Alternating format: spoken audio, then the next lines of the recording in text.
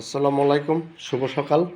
দেখেন ভাত আর হলো আলুর ভর্তা আর কি বলে লেবু, লেবু খাবো আজকে। আর হলো ডাল, এই হলো দুনিয়ার ভাল। দেখেন কি সুন্দর ডাল, শান্তি ধুমে উঠতে আছে ডাইলের। খাবো আর এলাম আলুর ভর্তা নিচ্ছি। দেখেন আপনারা, মজাই হবে, মজাই হবে, মজাই হবে ইনশাল্লাহ।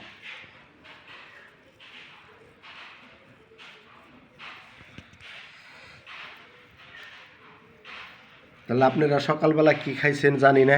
বিসমিল্লাহ। যাই সর্ষের তেল দিয়ে আলু ভর্তা বানাইছে।